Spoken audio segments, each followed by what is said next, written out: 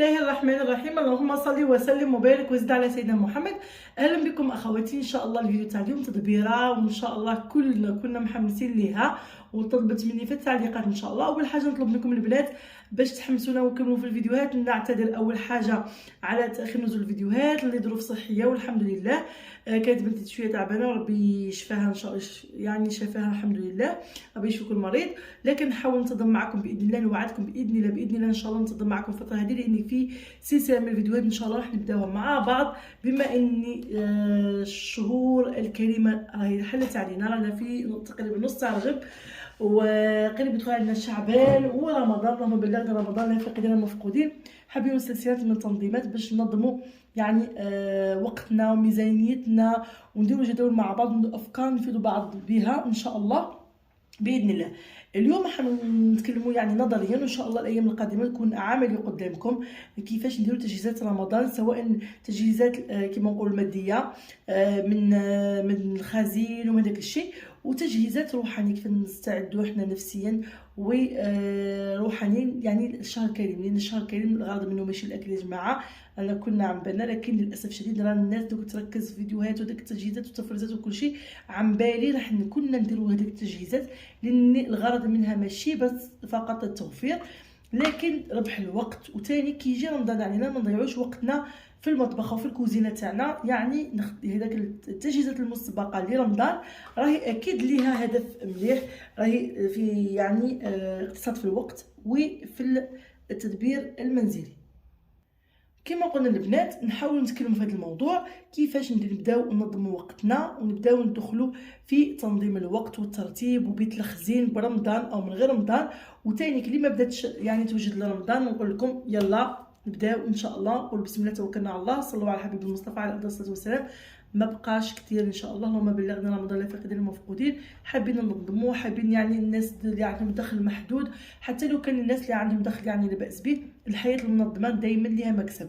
يعني كما نقول لك كل حاجه في مكانها، وثاني نستفادوا يعني نوجدوا الميزانيه تاعنا. اول حاجه نتكلموا عليها كيفاش يعني من ميزانيه قليله او وحده ما عندهاش مدخول كبير من مصروفك الشخصي، كيفاش تبداي توجدي شويه شويه لرمضان. كاين ناس ما شاء الله بداو من بعد رمضان اللي فات كل يوم، يعني مش كل يوم قصدي، يعني كل شهر ولا كل ما يكون عندهم يعني نهار تاع مشتريات راهم ينقصوا على ننظروا اليوم على الجانب المادي، يعني التخزين الخزين بيت الخزين او مشتريات رمضان يعني من سنه لسنه. وبعد كما قلنا الجزء الثاني نتكلموا كيف نجهزوا نفسيتنا ونفسنا وروحنا لاستقبال الشهر الكريم، وكيف نستغلوا كل دقيقه فيها دقيقه في هذاك الشهر الكريم يعني باش نكثروا من الطاعات والخيرات والتسابق الى الخيرات.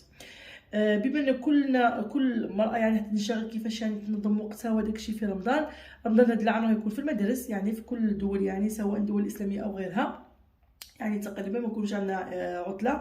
الوقت يكون ضيق، خصوصا النساء العاملات او اللي كيما حنايا اللي يديو ويجيبوا للمدرسه. كيفاش تنظمي وقتك، واش توجدي تاني باش يعني ما تخليش الشهر الجاي شهر شعبان ان شاء الله. طبعا للاسف خصوصا في الدول الاسلاميه يعني رايحين نصوموا، تلقى اسعار السلع تزيد والغلا يزيد وهذاك الشيء. طبعا كاين ناس يقول لك كيفاش يعني حنا ما عرفناش نكفيو روحنا، وتقولنا خزنوا ماشي تخزنوا. البنات ماشي مش في يوم وليله. اولا الخزين هذا ما يتوجدش في يوم وليله، وثاني ماشي بكثره المال. يعني ممكن من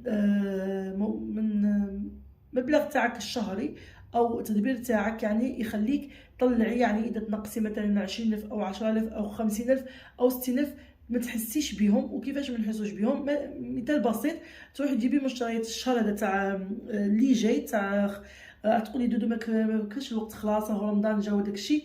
شوفي كاين الوقت اللي حابه تنظم وقتها وتدير ميزانيه ودير بيت الخزين في اي وقت.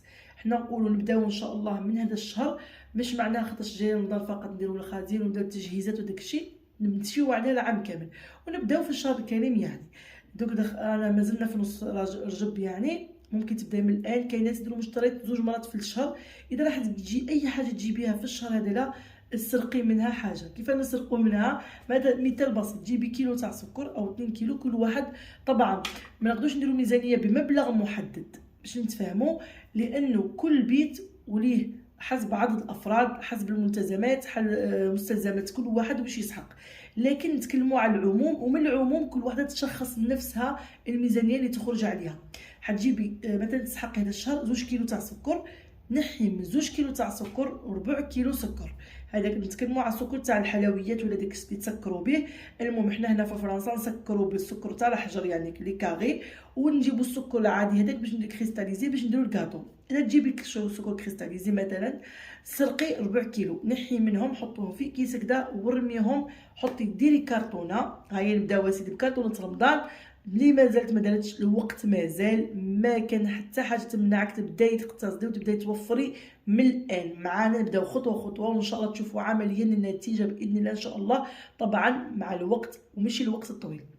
جبتي قهوه كيف الناس يشربوا القهوه او البن كما نقولوا، نحي منه ربع كيلو او حق يوم او 2، حطيهم ثاني في كيس وحطي في ديك الكرتونه. جيبي كرتونه الزيت تسحقي مثلا مثال بسيط، تسحقي مثلا 2 أو 3 لترات في الشهر او 4، كل واحد كيفاش. نحاولوا البنات اول حاجه نقصوا من المقلي صحيا باش يعني صحتنا يعني ما نضروش صحتنا، وثانيا باش نقتصدوا. دونك تنحي من هذيك في الشهر تسحقي 3 قراعي، هذا الشهر تنحي قرعه. جيبي 3 هذوك تجيبيهم عادي كيما موفا تجيبيهم، وتنحي ديك القرعه تحطيها على جنب. نحاولوا مثلا نبداو بالاساسيات اللي هو الزيت والسكر والدقيق والفرينه والسميد. طبعا احنا يعني العائله الجزائريه او الناس في الدول العربيه يقولها السمولينا. هذا الخزين الاساسي في البيت. المقارونه طبعا العدس بالك في رمضان ما نستعملوش بزاف، لكن ممكن تجيبي الحبوب تانيك، الرز، المقارونه، هذو الاساسيات نبداو بهم. واللي تجيبهم الشهر هذا نحي منهم ربع كيلو او نص كيلو، حطيهم في الكرتونه هذيك تاع رمضان. الشهر تاع شعبان ان شاء الله تاني داخل علينا نفس الطريقه، نحي من قضيه نتاعك تاع الشهر او تاع الاسبوع، نحي كميه وترميها. وتعتمد هذه الطريقه السنه كامله ماشي غير لرمضان. وعم بنا رمضان هو يعني تكون فيه والمفروض ماشي نزيدو في الاكل صراحه، لكن طبعا تعودنا هو كنا عبنا عباده وصيام وقيام، ما ننساوش الهدف من الصيام البنات. وان شاء الله نتكلموا في الفيديوهات القادمه كيفاش ننظموا وقتنا وكيفاش ما نتوهوش يعني في المتاهات الدنيا وننساو الغرض من الصيام ومن الشهر الكريم. اليوم حبيت اي وحده مقلقه من راكم تدخلوا تشوفوا فيديوهات خازنه رمضان داكشي كامل، ما تخلعوا ما والو، نبداو خطوه خطوه. هاد الحاجات الثانيه تخليك يعني نقطه مهمه باش كي يجي رمضان تكوني مرتاحه، تكون متفرغه للعبادات. تفريزات هذا نهضروا على الخزين ان شاء الله، ونوريكم عمليا انا واش درت. طبعا اللي راح نصوره لكم في الفيديوهات القادمه ان شاء الله، وماشي وجدته في سمانه او في شهر او في شهرين. هذه العوله تاع العام او تاع شحال من شهر. كيفاش النتيجه توصلي تلقاي انك دائما عندك خزين في البيت. اساسيات البيت دائما موجودين عندك، ما تخلي لا بمجيئه لا عيد ولا رمضان ولا داك الشيء، لان رمضان حيكون شهر عادي راح ناكلوا، من المفروض ناكلوا فيه ايامنا العاديه، ومن المفروض اقل ثاني. الواحد كيكون صايم، انا يعني حسب ظني يعني مش عندنا ناكلوا اقل في رمضان. فقط الانسان ممكن يكون عنده عزومات ضيوف عرضه هكذا ولا هكذا، لا، لكن حاولوا تانيك ما نكونوش متقشفين وما نكونوش مبذرين، وما ننساوش حق المساكين والمحتاجين في الشهر الكريم. وحنتكلموا على كل شيء ان شاء الله. وعمليا كما قلنا نديروا بيت الخزين اللي راح ينفعنا، نبداوها ان شاء الله من هذا الشهر، شهر رجب، ونكملوا شعبان وبرمضان، ونكملوها العام كامل، ونشوفوا كيفاش تفرق معاك وهذوك الادخار وكيفاش هذاك الشيء واللي كنتي تبدريهم في حاجه ثانيين تلقايه في حاجه ثانيه.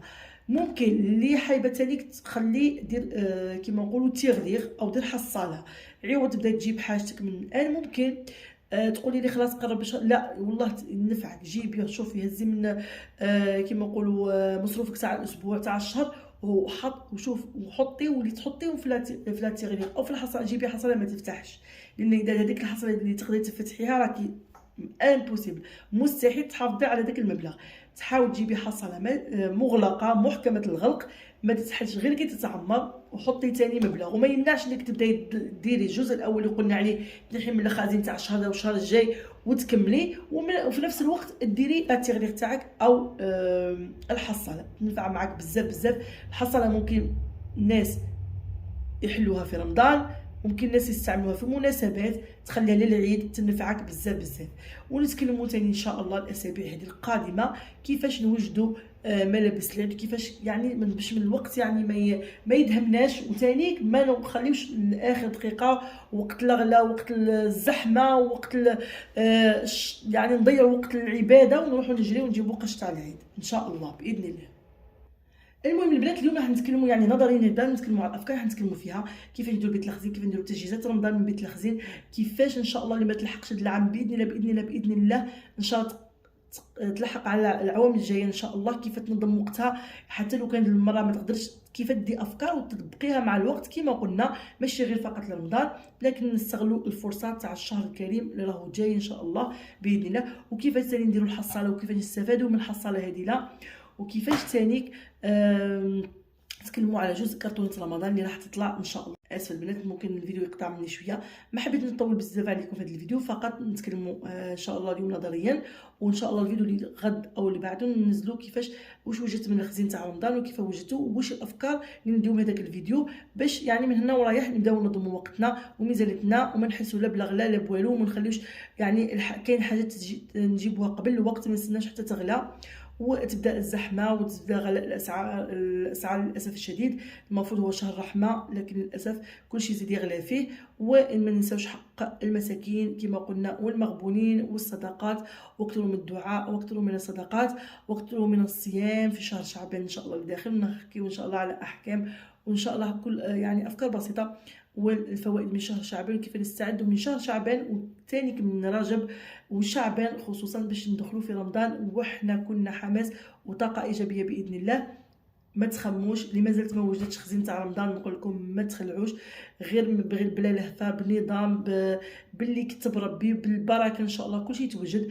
يكون عندك ديري ميزانيه تاعك وتبداي توجدي من دركا، ما تخليش روحك لاخر دقيقه. وثاني نتكلموا على تفريزات رمضان، كاين حاجه نفرزوا حوايج نفرزوها سواء من اللحوم سواء من الخضروات، هادو يفيدونا بزاف بزاف بزاف البنات، اولا في ربح الوقت، وثانيا في باش ما نضيعوش وقت النهار كامل وحنا في الكوزينه في رمضان، وثانيا في الاقتصاد ان شاء الله. وهكذا ما حبيتش نطول عليكم اكثر من الفيديو هكذا ان شاء الله. قولوا لي اكتبوا لي افكار في التعليقات باش نستفيد معكم في الفيديوهات القادمه، وان شاء الله نستفادوا كلنا باذن الله. اكتبوا لي افكار من ميزانيات، واش بديتي وتوجدوا، واش مازلتوا ما وجدتوش، واش هما الاساسيات بالنسبه لكم، وهكذا ان شاء الله نستفادوا كلنا باذن الله. ما تنسوش تحطوا اللايك او الجيم البنات باش الفيديو تاعنا يرتفع وعدد كثير يشوفوه ان شاء الله، وكل والمصلحه او المنفعه تعم للجميع ان شاء الله. وما تنسوش من صالح الدعاء باذن الله، ونشوفكم في فيديو قادم ان شاء الله، والسلام عليكم ورحمه الله تعالى وبركاته.